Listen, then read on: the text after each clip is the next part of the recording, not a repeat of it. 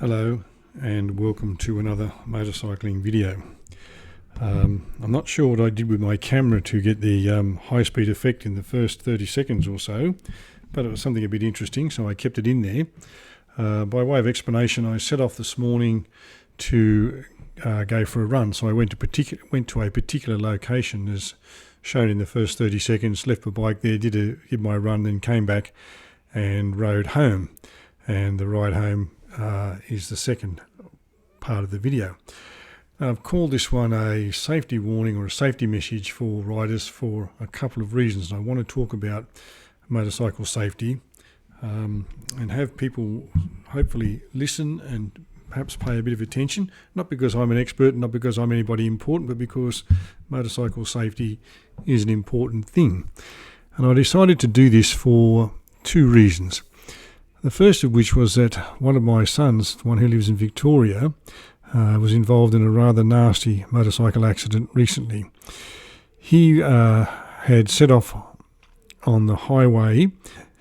Before he set off, he'd filled the bike with petrol and he checked the tyre pressures, and the tyres looked to be in pretty good condition and should have had plenty of tread on them. He was about 15 minutes into his ride when, for reasons that we still don't know, it appears that the back tyre blew out. Now, he may have hit something on the road, or the tyre may have suffered a catastrophic failure because of heat or something like that. We literally do not know at this stage what caused the problem, but the back tyre blew out. Now, of course, anyone who rides a motorcycle knows when the back tyre's gone that you've got no traction, you've got no control, and the bike started to fishtail, and then, of course, it went down. Obviously, he went down with it as well, and the bike skidded along the road for a fair way, and so did he. He was very fortunate that he was wearing full leathers, sturdy boots, gloves, and a full-face helmet. Despite all of that protective gear, he had some pretty severe injuries. A couple of broken ribs, and we think some of those fragments may have punctured a lung. Had to have an operation to clean out the muck that was in his lungs as a result of that. Some bruising and abrasions and scrapes around his face, and a broken collarbone and broken shoulder blade. The bike was salvageable, but may end up being written off just because it might end up costing more to repair than it's worth, but that's neither here nor there at the moment. He was in intensive care with round-the-clock nursing and doctors paying attention to him for a good few days, and we were obviously, as was his partner, quite worried about him. Fortunately, he pulled through that and he was transferred to the general ward of the hospital and then discharged to do his rehab and recovery at home. He's back at work, and I guess he's still got some residual pain from the collarbone and the shoulder blade, which they said they wouldn't operate to reset. Those things generally heal themselves. But of course, like most injuries, they take time. So all in all, a pretty horrific accident that I guess you could say turned out well for him, in that despite being seriously injured, he was still alive and able to tell the tale. This was the second time he's been in a motorcycle accident in Victoria. The different motorcycle the last time, but a person driving a tradie ute, changing lanes without looking carefully, and knocked him off the bike. And fortunately, in that instance, he wasn't badly injured, but the bike was nevertheless damaged and had to be written off. Now, that caused me to think a little bit about motorcycle safety, and then I've come across some videos that have just made me really, really angry at the stupidity of people, and I thought now was a good time to sort of talk about safety. I saw a video, and you could say, okay, you don't have to watch the videos, and when you see them and you know what they're going to be, just don't look at them. And yes, there is that argument. But the video that I saw was a bloke on one of those sports bike crotch rockets, as I call it. He's going along a multi-lane highway at fairly high speed. I don't have any idea how fast he was going, but it looked like fairly high speed. For reasons best known to himself, he decides to throw a wheelie and pull them. For those who don't know, that means pull the bike front wheel up off the road and just allow the bike to go along on the back wheel. He had a pillion passenger on the back, and then I don't really know what happened, whether he clipped the median strip that probably had a sign on it saying keep right, or because he was obviously driving on the right-hand side of the road rather than left like we do. And perhaps he clipped the median strip. But the next thing, he got hit in the head with the sign, and the bike went down, he went down, and the pillion went down. Now, when I looked at the footage, I see that the pillion passenger was a young woman. I could judge that by the fact there was long hair flowing out of the back of the helmet. She was wearing a pair of denim shorts, a flimsy pair of shoes, and a light T-shirt top, which was sort of cropped above her, the waistline of the jeans, of the shorts. Now, I'm not criticising the wardrobe, but I'm saying in the circumstance, the outfit she wore was highly inappropriate. When she went down, she would have undoubtedly skidded along the concrete for, however, quite a ways, and she's going to be in a, if she survived the accident, I hope she did, if she survived the accident, she's going to be in a world of hurt with a lot of skin having been left on the side of the road. Now, the bloke who was riding the bike didn't seem to be any better dressed. He was wearing shorts and a helmet and looked like a light T-shirt as well, so undoubtedly when he hit the road, the same thing was going to happen. And I thought, well, okay, he's going to argue it's my right to ride my bike and it's my life, I can do what I want with it and all that. And I'm not even going to argue about it, not even going to try and defend those arguments, but he's now got somebody else on the back of the bike, somebody else whose life he literally has in his hands. It's a bit different from being in your car where there are four wheels and there's a cage and there's crumple zones and there's seat belts and all that. There is nothing between you and the road than a bit of plastic and a light frame. There's a helmet to protect your head, and in her case, nothing else. And the bloke who's driving that bike literally had her life in his hands. Once he's decided to put that bike up on the back wheel, there's nothing she can do. If she moves because she's frightened, she's going to cause a weight transfer and the bike's going to fall down anyway. If she starts panicking and getting hysterical or something like that, it's going to frighten him and he's going to do. So he, to my mind, made an absolutely stupid and dumb decision.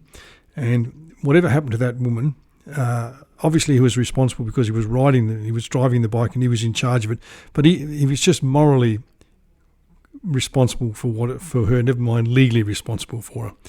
Now, in the second incident I saw was a bloke, another one, somebody's obviously filmed this thing and thought it's clever to put it up on Facebook. Maybe they put it up for exactly the reason that caused me to comment on it, so that people would look at it and think, how dumb can some people be? This guy was overweight. Now, I can say that without fat shaming him, but just by saying, well, look at him, there was a fair amount of his belly hanging over his pants. He decides, for reasons known to nobody, I'm not even sure he could explain it to himself when he stopped to think about it, he decides he's riding along on his Harley on a multi-lane highway at a reasonable speed, and he decides he wants to stand up on the seat of the bike. Not stand up on the pegs and ease his backside that might be a bit sore because he's been riding for a couple of hours, but stand up on the seat. So he gets one foot off the peg and gets on the seat. Then he tries to get the other foot up onto off the other peg and up onto the seat as well and hold onto the handlebars, and he overbalances. The bike goes down. Obviously he goes down, and the bike cartwheels along the road for a while, and he's just sort of skidding along the road. Now, this guy's wearing a pair of shorts, a flimsy pair of shoes, and a helmet.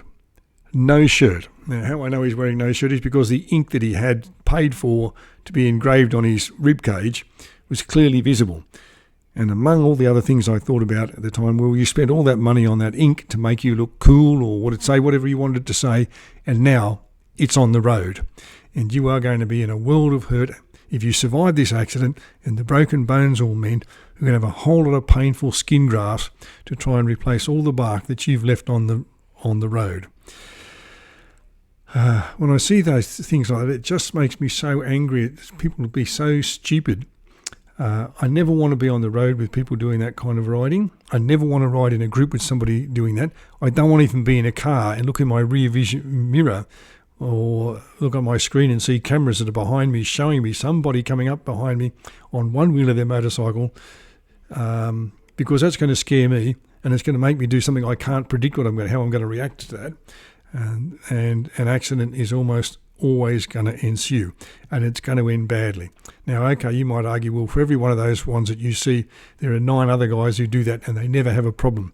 And I doubt that. I really seriously doubt that. If a bike was meant to work on one wheel, it'd be a unicycle. And so I just wanted to make this plea to people. When you buy a bike, if you can afford the bike, afford the safety gear. This is a case where you do have to spend good money and buy good gear. You need a jacket, you need either leather pants or Kevlar enforced pants, or you need pants with armour in the knees and the hips and the shoulders and the elbows and so on. You need properly approved equipment.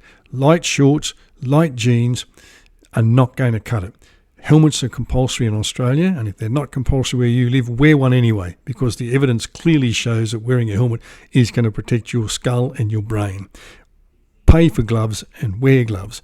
Wear good strong boots or good solid shoes, because one of the things that research has shown about motorcycle accidents is after your head and your hands, it's your feet that suffer the most injury, because they are closest to the ground and they get caught under the bike, or the shoes, light shoes come off and you end up losing toes, or in some cases whole feet.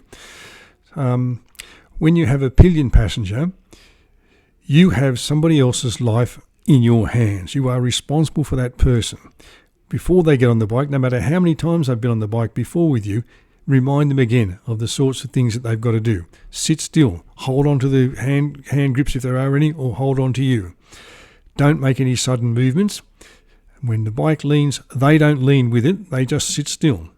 Make sure they have the same safety gear as I've just said you should wear, and if they don't have it, then you say to them, well, I'm sorry, I can't take you on the bike this time. We'll get a jacket, we'll get some boots, we'll get some pants, we'll get some gloves, and then I'll take you on the bike. But I can't take you without those things, because if we have an accident, I'm going to feel terrible and you're going to be badly injured. All right, well, that's the point I wanted to make about this video. Please, please, please, if you're a motorcyclist, wear your safety gear, ride safely. If you want to do stunts like that, go and wait till there's a track day and do it on the track where you're not going to scare other people and where there's not going to be other people that are going to be affected by your decision. If you want to do dumb stuff, leave your bike at home and just don't do it. All right, thanks for those people who've watched and sat through all this one. I hope you enjoyed the scenery, and I will talk to you again when I'm making the next motorcycle video, and hopefully I will have better things to talk about and the scenery will be as interesting. Thank you for watching, and I'll talk to you again shortly.